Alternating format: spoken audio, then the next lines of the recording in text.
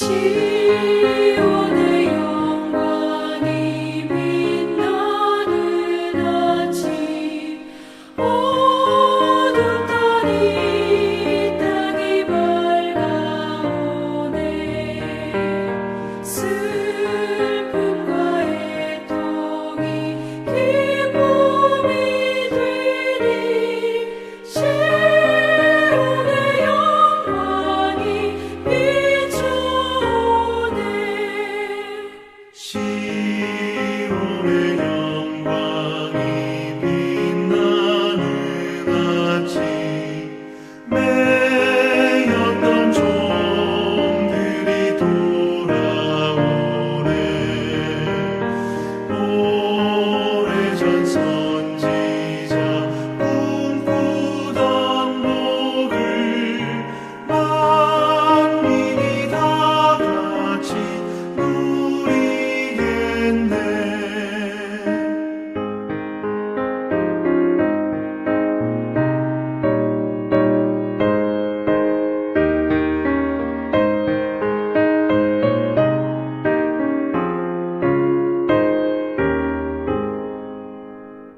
보아라 광야에 화초가 피고 말랐던 시냇물을 흘러오네. 이 산과 저 산이 마주쳐 울려 주 예수 은총을 찬송하네. 땅들아 바다야 많은 섬들아 찬양을 주님께 드리어라. 싸움과 죄악이 가득한 땅에 찬송이 하늘에 사무치네. 아멘.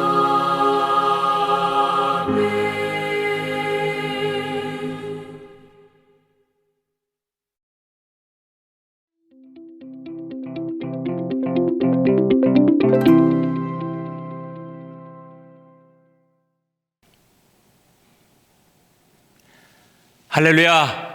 좋은 아침입니다. 감사합니다. 저는 미시간 애나바 한인연합감리교회에서 사역하고 있는 유준식 목사입니다. 이렇게 조금 불편한 시대이지만 이렇게라도 여러분들과 함께 뵙게 되고 또 함께 예배드리게 됨을 참으로 기쁘게 생각하고 또 감사를 드립니다. 오늘 함께 말씀 나눌 본문 이사야서 40장 1절서부터 11절 말씀입니다. 구약성경 이사야서 40장 1절서부터 11절 말씀. 여러분 가지고 계신 성경이 다 조금씩 다르더라도 우리 끝까지 함께 봉독하십시다. 이사야서 40장 1절서부터 11절 말씀입니다. 함께 봉독하시겠습니다. 너희 하나님이 가라사대 너희는 위로하라. 내 백성을 위로하라. 너희는 정다이 예루살렘에 말하며 그것에게 외쳐 구하라. 그 복역의 때가 끝났고 그 죄악의 사함을 입었느니라. 그 모든 죄를 인하여 여호와의 손에서 배나 받았느니라 할지니라. 외치는 자의 소리여 가로되 너희는 광야에서 여호와의 길을 예비하라. 사막에서 우리 하나님의 대로를 평탄케 하라. 골짜기마다 도두어지며 산마다 작은 산마다 낮아지며 고르지 않은 곳이 평탄케 되며 험한 곳이 평지가 될 것이요 여호와의 영광이 나타나고 모든 육체가 그것을 함께 보리라. 대저 여호와의 입이 말씀하셨느니라. 말하는 자의 소리여 가로되 외치라. 대답하되 내가 무엇이라 외치리까. 가로되 모든 육체는 풀이요 그 모든 아름다움은 들의 꽃 같으니 풀은 마르고 꽃은 시들면 여호와의 기운이 그 위에 불미라. 이 백성은 실로 풀이로다. 풀은 마르고 꽃은 시드나 우리 하나님의 말씀은 영영이 서리라 하라. 아름다운 소식을 시온에 전하는 자여 너는 높은 산에 오르라. 아름다운 소식을 예루살렘에 전하는 자여 너는 힘써 소리를 높이라. 두려워 말고 소리를 높여 여호와의 성읍들에 이르기를 너희 하나님을 보라 하라. 보라, 주 여호와께서 장차 강한 자로 임하실 것이요 친히 그 팔로 다스리실 것이라. 보라, 상급이 그에게 있고 보응이 그 앞에 있으며 그는 목자같이 양무리를 먹이시며 어린 양을 그 팔로 모아 품에 안으시며 젖먹이는 암컷들을 온순히 인도하시리로다. 아멘. 오늘은 이 말씀을 중심으로 해서 주의 길을 예비하라 하는 제목으로 은혜 나누기를 원합니다. 오늘 우리가 함께 봉독한 이사야서 40장을 포함해서 이 이사야서는 세 부분으로 나눕니다. 그래서 첫 제1 이사야, 제2 이사야, 제3 이사야 이렇게 나눕니다. 그래서 제1 이사야는 1장서부터 39장까지의 말씀을 이야기합니다. 여기에는 이스라엘 백성들이 바벨론의 포로로 끌려가기 이전 유다에서의 생활 속에서 하나님께서 주신 예언의 말씀들을 기록하고 있습니다.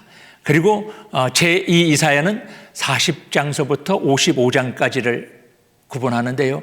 여기는 이제 드디어 바벨론 포로로 끌려가서 그래서 거기에서 다시 하나님의 은혜로 성방되어 돌아올 것을 말씀하고 계십니다. 그리고 마지막 제3 이사야서는 56장서부터 66장까지의 부분인데 여기는 포로기에서 돌아온 이후 거기에서 하나님의 말씀을 전한 것, 그 예언을 기록하고 있습니다. 특히 이 40장서부터의 말씀에서는 이 이후 말씀을 특별히 구약의 복음서라 그렇게 말할 정도로 예수님에 관한 내용이 많이 나옵니다. 그래서 신약 성경이 모두 몇 권이지요? 구약은 39, 신약은 27, 27권인데요. 신약이 27권인 것처럼 이 마지막 구약의 복음서라고 일컬어지는 이사야서 40장서부터 66장까지의 말씀도 27장으로 이렇게 구성되어 있습니다. 자, 오늘 봉독한 말씀에 특별히 3절에 보면은 하나님의 명령을 따라서 외치는 자에 대한 말씀이 나옵니다. 그런데 이 이사야서는 이 외치는 자가 누구인가에 대해서 구체적으로 말씀해 주고 있지 않습니다. 그러나 그가 하는 일만큼은 분명하게 기록해 주고 있습니다. 3절에 보면 그의 하는 일은 여호와의 길을 예비하는 것이다 이렇게 기록하고 있습니다. 그리고 말라기서 3장 1절에 보면은요, 마지막 하나님의 종말론적인 구속 행위를 말씀하시면서 그때에 하나님의 사자를 보내셔서 주의 길을 예비할 것이라 이렇게 말씀하라고 계십니다. 주의 길을 예비한다고 하는 것을 거듭거듭 이야기하시는데요. 그런데 다시 누가복음 3장 4절 말씀해 보면은요, 선지자 이사야의 책에 쓴 바 광야에 외치는 자의 소리 있어 가로되 너희는 주의 길을 예비하라 그의 첩경을 평탄케 하라 하시는 말씀을 기록하고 있습니다. 이 주인공은 누구지요? 우리가 너무나도 잘 아는 세례 요한이지요. 세례 요한이 이 땅에 와서 한 사명은 단 한 가지로 주의 길을 예비하는 것입니다.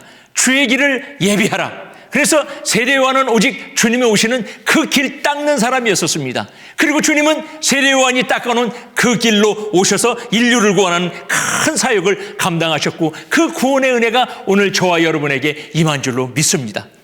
여러분, 실패와 좌절을 경험하고 계십니까? 죄에 빠져서 여전히 죄의 종노릇하고 계십니까?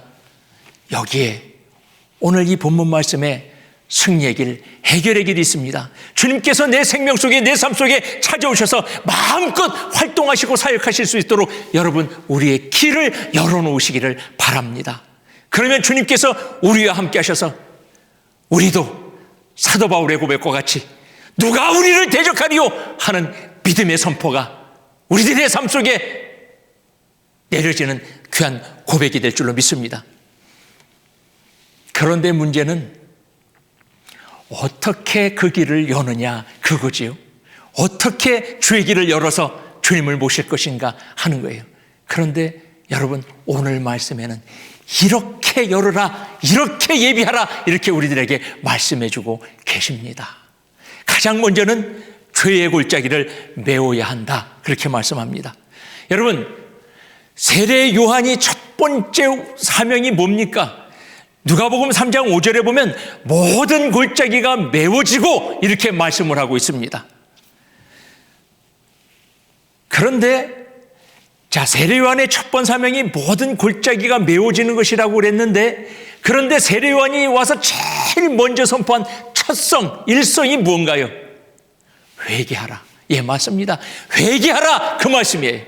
자, 첫 번 사역은 골짜기가 메워지는 것이고, 첫 번 말씀하신 것은 회개하라고 한다고 한다면, 이 말씀과의 상관관계 속에서 우리가 발견하는 골짜기는 죄의 골짜기라고 하는 거예요. 죄의 골짜기.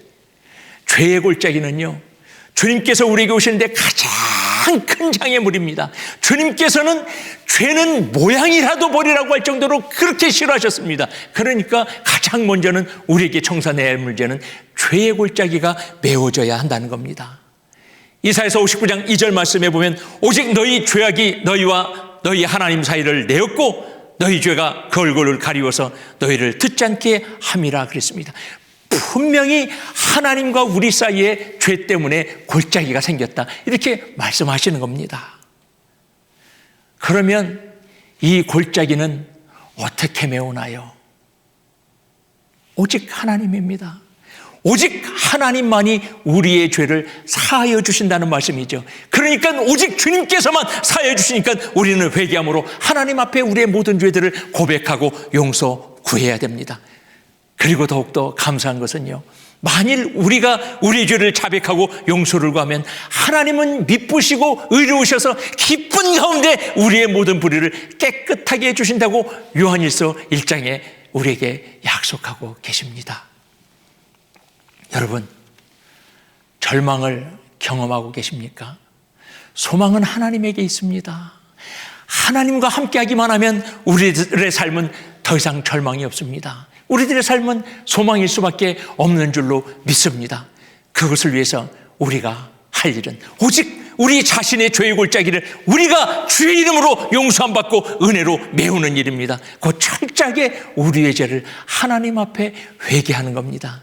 그때 주님께서는 이 죄의 골짜기를 은혜의 능력으로 채워주시고 메워주시는 줄로 믿습니다. 그리고 어떻게 합니까? 이렇게 하라고 그래요. 두 번째로는 교만의 산들을 깎아야 된다 말씀합니다. 세례요한은 죄기를 예배하는 데 있어서 두 번째 사역을 높은 산과 작은 산이 낮아지도록 하는 일이라 그렇게 말씀했습니다. 여기서 말씀하는 산들은 무엇을 의미하는 겁니까? 교만을 이야기하는 겁니다. 교만은 주님을 믿는 사람들, 주님의 교회들이 경계해야 될 가장 무서운 죄라고 하는 것을 여러분 잊지 마시기 바랍니다. 잠언서 16장 18절에 보면 교만은 패망의 선봉이요 거만한 마음은 넘어짐의 앞잡이라 그랬습니다. 또 야고보서 4장 6절에 보면 하나님이 교만한 자를 물리치시고 겸손한 자에게 은혜를 주신다, 그렇게 말씀하셨습니다. 심지어는요, 베드로전서 5장 5절 말씀에 보면 하나님은 교만한 자를 대적하신다 그랬어요. 교만한 사람과 싸운다 그랬어요. 여러분, 하나님과 싸워서 이길 자신 있으시면 교만하시기 바랍니다. 우리가요, 오래 신앙생활하다 보면 헌신도 많이 하게 되죠. 여러분들 다 그러시죠. 그래서 이렇게 교회를 돌아보면은, 또는 지나간 세월들을 이렇게 보면 여러분들의 손길이 안 닿은 데가 없고 여러분들의 피땀 어린 곳들이 구석구석에 다 있죠. 그러다가 보면은 내 마음속에 은근히 내가 뭐 했지 하는 나의 의가 고개를 쳐들고 올라옵니다. 그래서 어느 순간 율법주의적인 신앙으로 바뀝니다. 그러면은요, 주님 오시는 길에요, 교만이라고 하는 돌덩어리가 하나가 턱하니 자리 잡게 되는 거예요. 주님 오시는 그 한가운데 교만이라고 하는 바위덩어리가 꽉 막고 주님의 길을 막게 된다고 하는 겁니다. 종교개혁가 마틴 루터는 스스로 말하기를 나는 죄인이며 의인이다, 이렇게 말합니다. 여러분, 저는 이게 참으로 소중한 말씀이라고 생각해요. 우리는 의인입니다. 그렇기 때문에 하나님을 아버지라고 부르지요. 그런데 의인이라고 하는 것이 내가 잘나서, 내가 착해서, 내가 올바른 삶을 살아서 하나님 앞에 번듯하게 하나님 봤죠, 나 이런 사람이요 할만해서 그래서 의로워진 건 아니라는 말이죠. 우리는 그저 주님의 은혜로, 주님의 그 십자가의 사랑에 아멘한 것밖에 없는데 하나님의 백성 삼아주시고 하나님의 자녀 삼아주시고 심지어 우리는 하나님을 아버지라고까지 부릅니다. 그런데 본래 우리의 모습은 어떤 모습이에요? 죄인이죠. 본질상 진노의 자녀라 그렇게 말씀했습니다. 그럼에도 불구하고 우리는 주님의 사랑으로 의인됐어요. 나는 죄인이지만 의인이다. 나는 의인이지만 죄인이다. 이것을 생각할 때마다 내가 뭐다 하는 이런 것을 할 수가 없죠. 교만이라고 하는 것은 우리들의 삶에 자리할 수가 없는 겁니다. 우리가 할 수 있는 것은 주님, 우리가 무엇이간데 이렇게 주님의 은혜를 주십니까? 내가 무언데 이렇게 주님 나를 사랑하십니까? 하는 이런 고백밖에 드릴 게 없는 줄로 믿습니다. 여러분, 주님 앞에 가까지시기 바랍니다. 주님 앞에 낮아지시기 바랍니다. 개인이나 교회나 낮아질 때 하나님께서는 그 낮은 곳에 임하시고 주님 은혜로 쏟아부어 주시고 그리고 능력으로 인도해 주시는 줄로 믿습니다. 야고보서 4장 10절에 말씀합니다. 주 앞에서 낮추라. 그리하면 주께서 너희를 높이시리라. 그것이 진짜예요. 주님께서 높여주셔야 그래, 그것이 진짜라는 말씀입니다. 그리고 세 번째로 굽어지고 험하게 된 생활을 바르게 해야 합니다. 아무리 평탄한 길이라고 해도 갑작스럽게 좌측으로 꺾어지고 갑자기 우측으로 꺾어지고 갑자기 또 푹 들어갔다 나왔다 한다고 하면 그 길의 효용성이 떨어지지요. 주님께서 기쁨으로 오실 수 없는 겁니다. 세례요한도 주님의 길을 예비하는 세 번째 단계를 곧게 하고 평탄케 하는 일이라 이렇게 말씀했습니다. 이 말씀이 무엇을 의미합니까? 그것은 바로 우리의 행실을 바르게 하는 겁니다.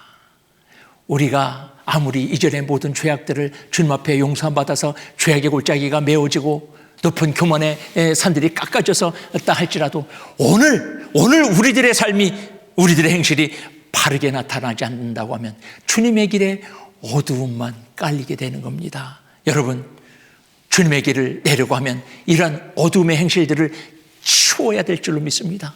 치워버려야 될 줄로 믿습니다. 요한복음 8장 12절 말씀해 보면 예수께서 또 일러 가라사대 나는 세상의 빛이니 나를 따르는 자는 어둠에 다니지 아니하고 생명의 빛을 얻으리라 말씀하셨습니다.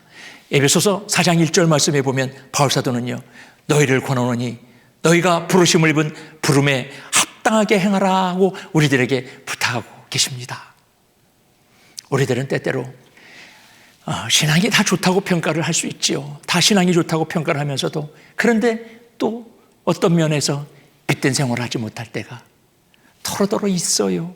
안타깝지만 교회 생활, 가정 생활, 신앙 생활, 또 직장이나 사회 생활, 이게 다 각각으로 구분될 때도 있단 말이지요.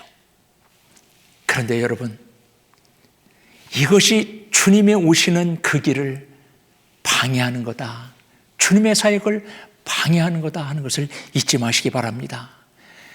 우리의 삶은 언제나 어디서나 성도의 삶, 크리스찬의 삶, 믿음의 생활이 되어야 될 줄로 믿습니다.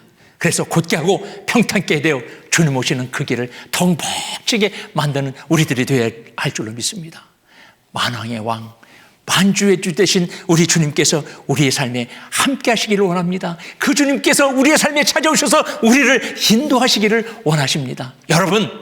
여러분들께서 하나님 함께 하심을 원하신다고 하면, 여러분들께서 하나님의 인도하심을 받기를 원하신다고 하면, 여러분 먼저 주님의 길을 멋지게 내시기를 바랍니다. 아름답고 잘 포장된 죄의 모든 골짜기가 메워지고 높은 교만의 산들이 깎여지고 우리들의 잘못된 행실들이 반듯하게 고쳐지고, 그래서 그 길로 주님께서 임하시게 될 때, 그때 주님께서 우리들의 왕으로 임하시고 우리들의 인도자로 임하시게 될 겁니다. 그때 주님 우리들을 인도하시고 우리들과 함께 하셔서 우리들은 소망이 넘치고 기쁨이 넘치는 그런 삶의 주인공들이 되게 될 줄로 믿습니다. 감사합니다.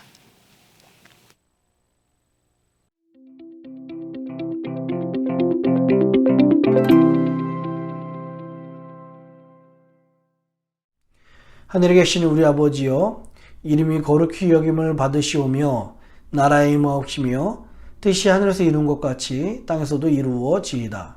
오늘날 우리에게 일용할 양식을 주옵시고 우리가 우리에게 죄진 자를 사하여 준 것 같이 우리 죄를 사하여 주옵시고 우리를 시험에 들게 하지 마옵시고 다만 악에서 구하옵소서. 대개 나라와 권사와 영광이 아버지께 영원히 있사옵나이다. 아멘.